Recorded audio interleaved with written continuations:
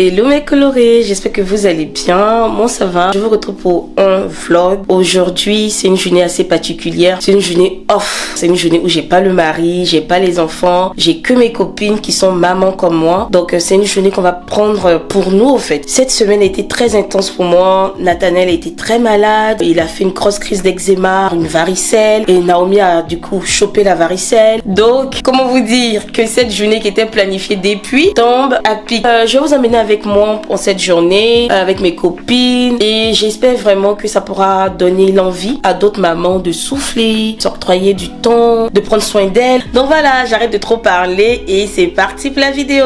Je vais vous partager déjà le planning de la journée. La matinée, on va faire un brunch, pyjama party, histoire de papoter entre filles puisqu'on ne se voit pas beaucoup. Et après cela, c'est le spa, détente et tout. Et après la détente, on va aller prendre un pot si c'est possible, si on est vraiment dans les temps. Et puis on va finir par le restaurant, voilà. Et puis bah après ça, on se sépare, chacune récupère ses enfants. Et puis voilà, on reprend nos vies de maman. Attendez, je vous parle quand même de mon ensemble que j'ai pris à ASOS. Je trouve ça trop mignon. Et à mes pieds, j'ai mis des chaussons tout doux. Ils ont coûté 3 € sur ASOS.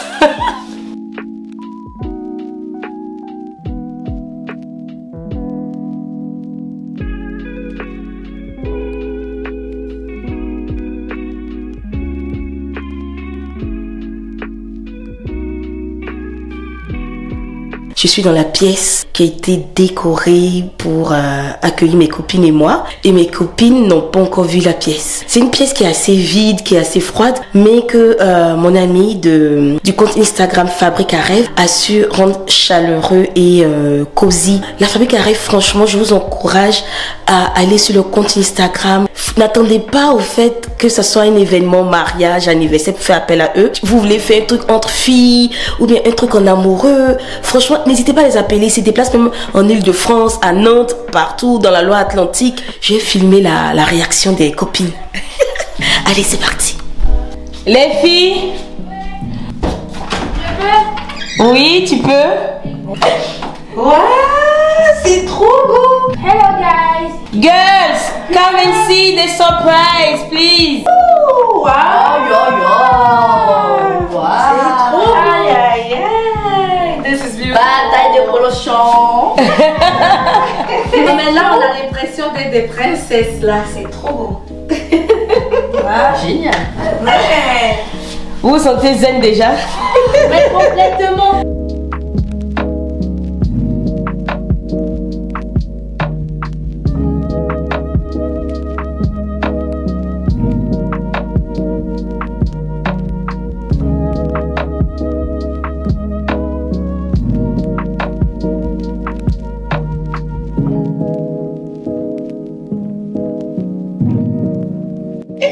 Regardez mon sel en train de tirer le lait. Eh ben, qu'est-ce qu'on peut pas faire hein? On est maman jusqu'au bout. Hein. Franchement, virer entre nana, tire-lait. Oui, dites bonjour coloré. Bonjour les colorés. Il y a une autre copine qui est là-bas, donc on la voit pas, mais elle donnera son avis.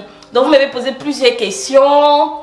Et du coup, on va répondre. La première question parle de confiance en soi. Et il y a une autre question qui suit aussi qui dit « Je n'ai plus confiance en moi ». Donc pour vous, la confiance en soi, déjà, est-ce que ça s'obtient comme ça? Est-ce que ça se travaille? Pour ma part, ça se travaille. Hein. C'est quelque chose qu'on perd et qu'on doit récupérer avec le temps et ça se travaille. On a besoin parfois d'aide. Avec les amis. Avec les amis. Oui, comme une journée comme ça nous permet de... ce genre, ouais. Ouais. Prendre des petits moments aussi avec un coach aussi parce que parfois on peut prendre du poids après une naissance et on peut être suivi par un coach qui va nous redonner envie de s'habiller, se maquiller. L'envie de vouloir bien s'habiller, se faire belle malgré les enfants, ça devait pas être une barrière au fait. Tu peux être une femme hyper coquette et tout, qui prend soin de toi. Tu vas te retrouver 3 gosses d'un coup, hein. Genre t'as des triplés, des jumeaux.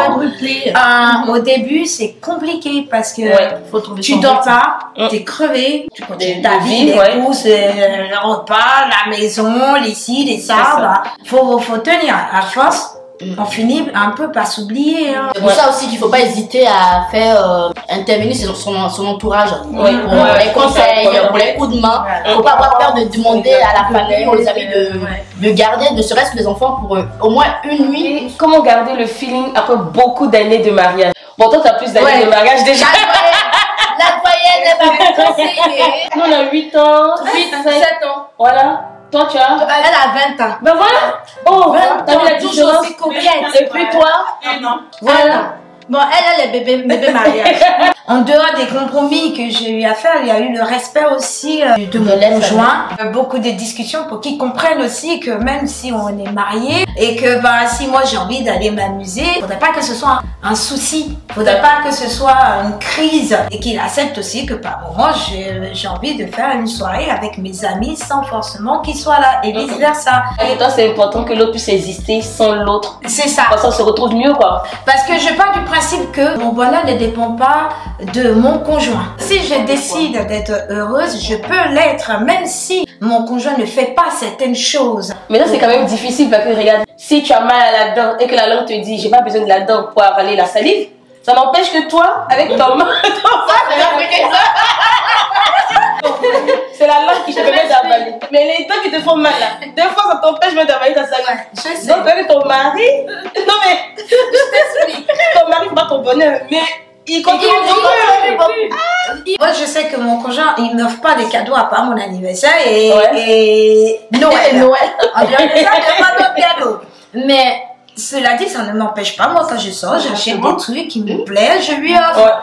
Mais si je veux me faire plaisir, quand je sais que c'est pas son truc à lui d'aller acheter, je me fais plaisir moi-même. Je veux claquer la thune, je la claque. Mais je lui dis, je vais claquer la thune. L'allaitement ne freine pas la sexualité de ton couple avec Doudou qui est grand. Ah, de ton couple. Donc c'est de moi qu'elle parle. De toi, alors, voilà.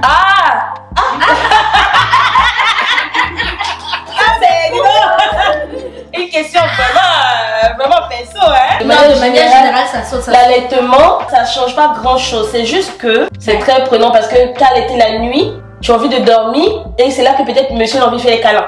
Et le souci là-dedans, c'est que tu as une frustration qui se crée, c'est que quand tu donnes le sein, pendant ce temps, ton conjoint il dort. C'est pas comme le bibi que tu peux dire c'est ton tour. Mais si c'est pour le quotidien du couple, normalement, ça doit pas gêner puisque vous devriez trouver du temps pour vous, quoi. Enfin, si le temps vous trouvez. Normalement, on trouve toujours le temps. C'est l'organisation. Comme dirait l'autre. C'est ça. Conseil dans la diversité des cultures. Le premier, c'est le respect déjà. Le respect de la culture de l'un et de Voilà, l'autre. comment gérer les incompréhensions, frustrations dans le couple et en ressortir unis. Et les autres questions, c'est beaucoup plus sexuel, c'est-à-dire, est-ce qu'il y a une différence pour les rapports avant et après l'accouchement? Est-ce qu'on a les mêmes sensations? Ça dépend de chacun. Vous avez combien de rapports sexuels une fois que vous avez des enfants? Ça dépend de chacun. Est-ce que la première fois le vagin s'élargit? Je sais pas. Ça dépend de chacun. Question aussi dont je vous ai parlé le matin. La personne disait pourquoi est-ce qu'on arrive à se détester quand on est en couple? C'est-à-dire on est méchant avec la personne avec qui on partage son quotidien. On est vraiment méchant facilement.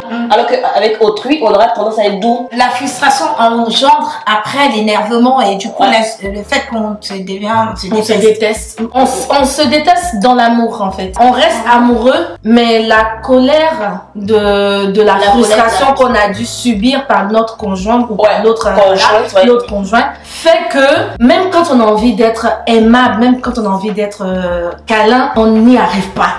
On finit par se fermer et se dire ouais c'est bon, j'en ai marre donc je fais plus d'efforts. Et du coup le fait de ne plus vouloir faire des efforts finit par laisser place à quelques rengaines, des rancœurs et c'est là où on commence à se lancer les pics très facilement. Tu sais qu'il y a des choses qui n'ont pas été réglées, qui ont été gardées et à un moment ça explose. Quand ça explose, ça commence par des petits pics. En fait, il faut désamorcer la chose. La bombe. Dès qu'elle est lancée. Ouais.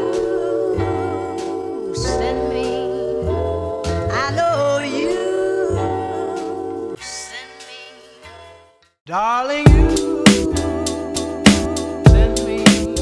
I know you send me. Darling, you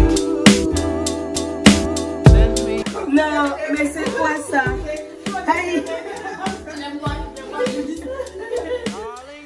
Oh purée mon Dieu, c'est une soutane. Aïe. Ça me Non mais ça traîne.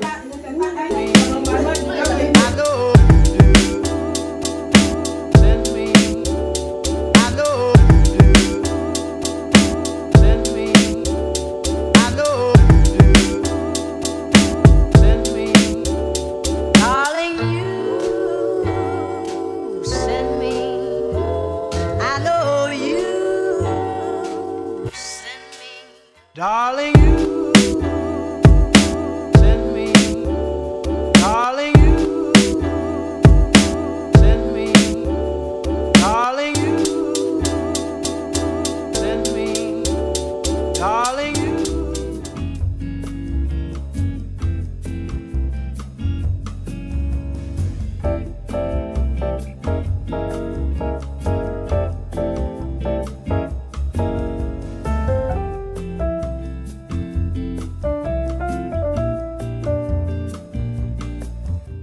Alors là, on a fini notre séance détente. Là, on est parti pour le resto. Yes. On est lessivés, franchement.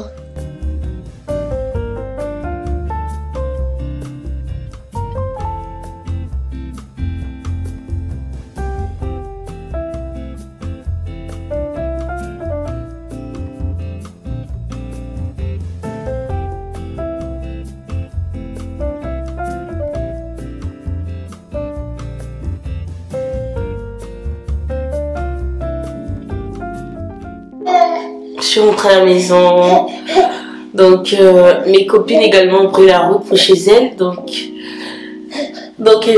effectivement évidemment c'est la fin de ce vlog. J'espère vraiment que le vlog vous aura plu. Donc sur ce, je vous fais de très gros bisous et je vous dis à très vite pour une autre vidéo.